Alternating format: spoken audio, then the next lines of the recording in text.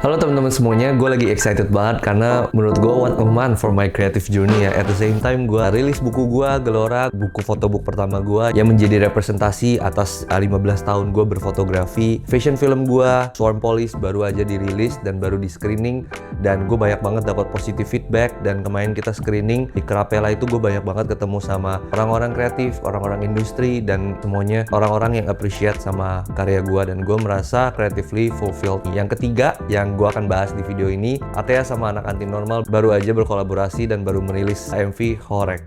Hari ini kita akan ngebahas full tentang video Horek. Jadi Horek ini Tensi waktu itu approach gue untuk bikin lagi, berkolaborasi bareng lagi, karena waktu itu kolaborasi kita yang di Mejiku Hibiniu tergolong lumayan sukses, banyak banget yang suka videonya. Waktu itu mereka sampai bilang jarang ada yang muji specifically music videonya. Biasanya yang muji music mereka ya udah banyak banget gitu, tapi kalau muji music videonya as a karya yang berdiri sendiri itu katanya masih jarang, dan mereka dapatkan itu di Mejiku Hibiniu. Jadi sebenarnya proses Horek ini udah lumayan lama. Kita udah mulai first meeting itu bulan Oktober kalau nggak salah.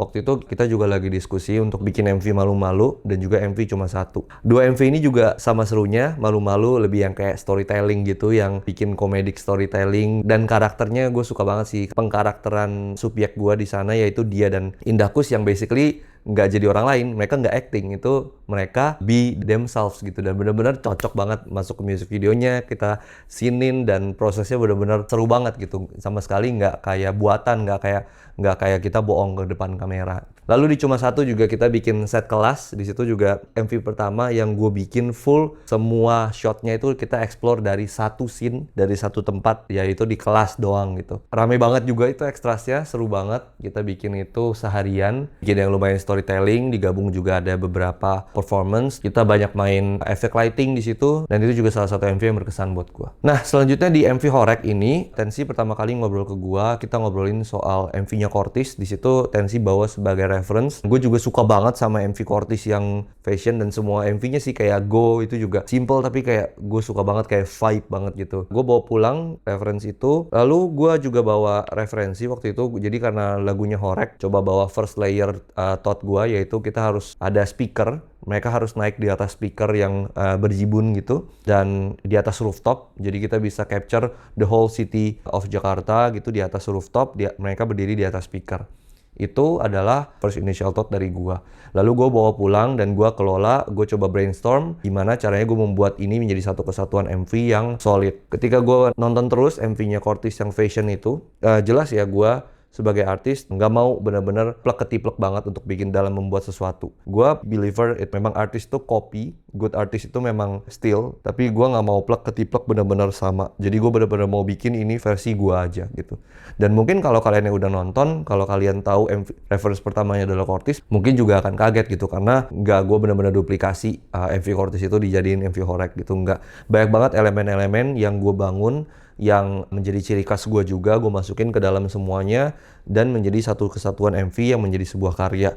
Ini Horek, ini MV Indonesia, buatan orang Indonesia. First impression gue adalah shot mereka yang di gunung salju. Ada drone shot, mereka lagi lari di gunung salju gitu. Dan gue kepikiran juga selain kita bikin speaker gitu, kita juga ada shot di luar gitu, di alam. Karena Mejiku itu udah kayak party banget, semuanya udah house party, dan itu memang typical music video hip hop banget ya, party dan a lot of going on gitu, house party, main beer pong, itu kan memang sebenarnya emang kayak konsepnya nggak baru gitu. Tapi gimana kalau gue bikin yang out of the box, kita bikin keluar, bukan party gitu ya, kayak di alam gitu. Dan Tensi mendengar ini juga setuju gitu, dan waktu itu gue langsung kepikiran gurun pasir.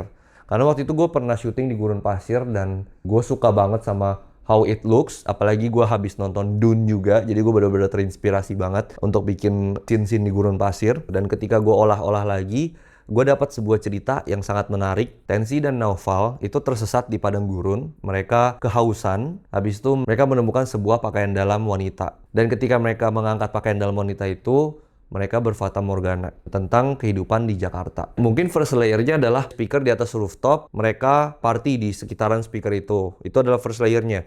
Second layernya yang gue bawa di sini adalah konsep narsisme. Ada mitologi Yunani yang namanya Narcissus. Itu adalah orang yang begitu cinta sama dirinya sendiri, dia sampai terus-terusan melihat refleksi dirinya sendiri di danau sampai dia tidak mempedulikan sekitarnya sampai dia meninggal. Itu adalah kisah Narcissus. Jadi kata narsis itu sebenarnya dari mitologi Yunani ini. Lalu di per layer nomor 3 adalah, ini kan udah beberapa kali ya gue kerja sama anak-anak anti normal, dan gue selalu terinspirasi akan cerita mereka.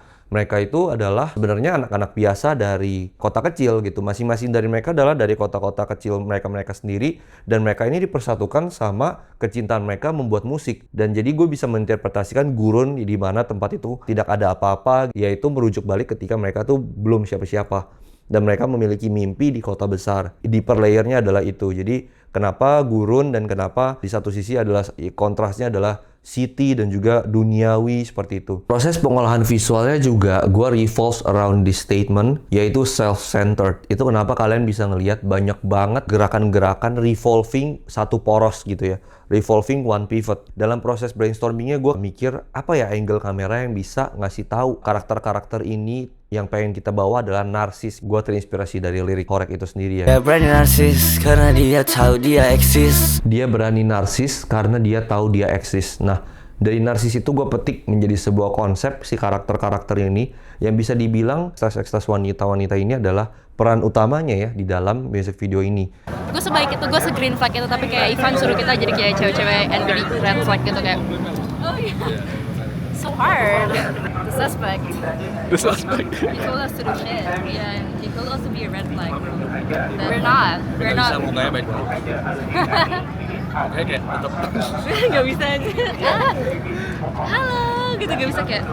Tensi dan Naufal dan James ini sebagai performer. Nah, gue coba brainstorming bagaimana cari angle dan cari kamera movement yang melambangkan self-centered ini. Konsep yang bisa mengemas ini menjadi benar-benar sebuah karya film yang dipikirkan gitu. Gue bukan tipikal yang membuat kamera movement itu keren-kerenan doang atau karena tanpa maksud gitu ya. Tapi semua kamera movement di sini yang dengan poros ke atas, dengan Z-axis atau yang Y-axis, itu tuh semuanya dipikirkan revolves around narsisme itu sendiri. Jadi ada gerakan tuh kamera yang pakai rainbow rig yang ke atas, itu keren banget. Itu gue juga suka banget bikinnya dengan komposisiin orang-orang yang di bawah-bawah itu juga tricky juga gitu. Tapi what an opportunity sih, grateful banget. Itu ada orbiter juga yang bikin kita kameranya tuh satu poros highlight tengah dengan berputar. Itu juga seru banget proses bikinnya. Ya semuanya juga peradeganannya gitu ya. Mereka ngantri untuk bertemu Tensi, Naufal, dan Jamesy. Itu kan sebuah fantasi musisi-musisi perintis ini. Gimana ya kalau suatu saat tuh banyak yang ngefans sama gua, banyak yang mengidola-idolakan gua gitu. Dan itu di dalam konsep itu sendiri ada narsisme di dalam perintis-perintis ini juga. Ini adalah MV yang bikin orang mikir menjadi narsis sedikit itu tidak apa-apa asal tidak berlebihan ya. Itu adalah bentuk kita bermimpi. Itu adalah statement music video ini. Menjadi narsis itu adalah our way to dream.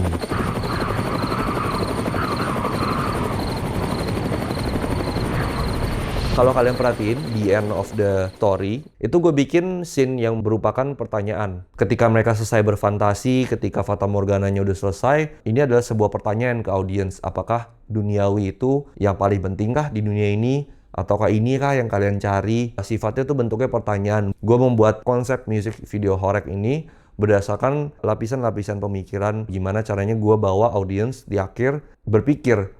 Jadi bukan cuman music video tentang party, tapi ini adalah music video tentang mimpi anak-anak yang suka musik dari kota kecil yang tadinya mereka bukan siapa-siapa, berfata morgana mengenai kehidupan-kehidupan di kota. Konsepnya seperti itu. Cara-cara gue pengolahan visualnya mungkin terbentuk jelas karena seperti yang gue bilang, gue tuh udah beberapa kali ya kerja sama mereka. Jadi mereka tuh udah percaya sama taste gue dan apa yang align sama visi gue. Lama-kelamaan dalam berkolaborasi, gue juga lama-lama mulai lumayan berani dalam menunjukkan hal-hal yang tidak biasa ditunjukkan di Indonesia.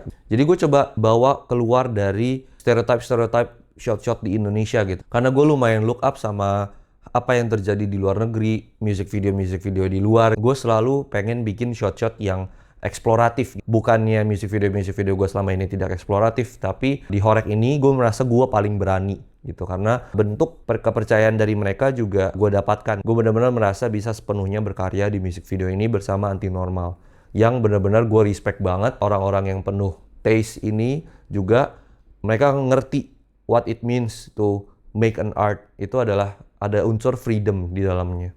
di balik proses itu sebenarnya banyak banget spontanitas yang terjadi ketika editing. Kita harus respect gambar ketika kita membuatnya gitu ya, kan misalkan gambarnya lebih bagus dari yang kita kira, lalu kita explore lagi dan ini bisa menguatkan si konsep itu terlebih gitu ya.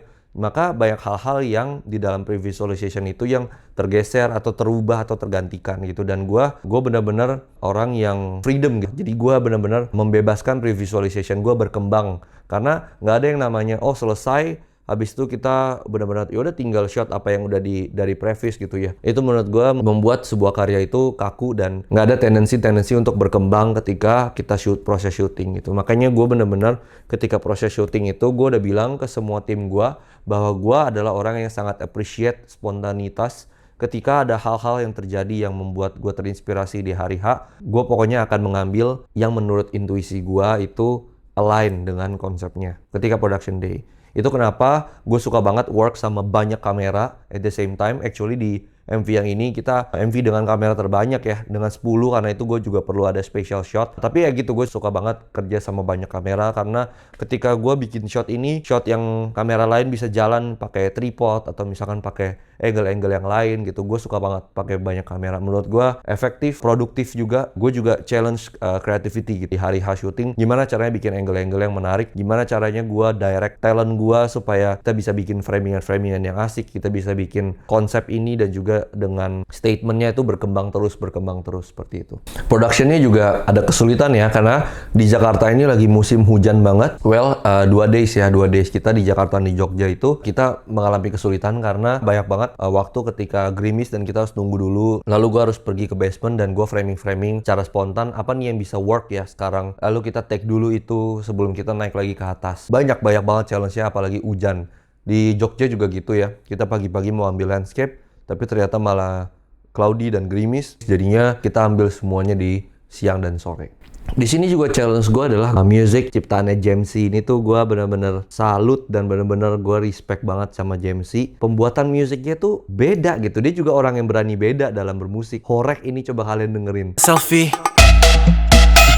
Ada nggak lagu Indonesia yang sedemikian rupa stylenya, karakteristik soundnya gitu benar-benar beda banget. Dari awal gue membuat ini adalah breakthrough yang gue terus pikirin. Makanya music videonya tuh lumayan panjang ya proses brainstormingnya, karena lagunya juga visual banget. Lagunya tuh enak banget untuk divisualin karena lagunya itu sendiri tuh galak, itu statement gitu. Jadi kalau gue salah dalam menvisualkan lagu ini, ya itu bisa menjadi sebuah kesalahan aja gitu. Visual dan musiknya harus berani banget. Itu juga kenapa lahir konsep-konsep yang lebih berani. Itu seperti benar-benar metafor keduniawian ya gitu ya, sebagai orang-orang perintis ini yang meromantisasi city life itu seperti apa sih gitu. Dan itu yang pengen gue sampein dari awal banget. Kita bikin this epic shot, mereka nemuin pakaian dalam ini tuh sebuah konsep yang komedik tapi at the same time epic gitu. Gue pengen bikin konsep tuh nyeleneh gitu. Ayo dong kita bikin konsep-konsep yang nyeleneh gitu, beda. Bukan kayak yang klasik kayak bangun pagi atau tuh. Ayo kita bikin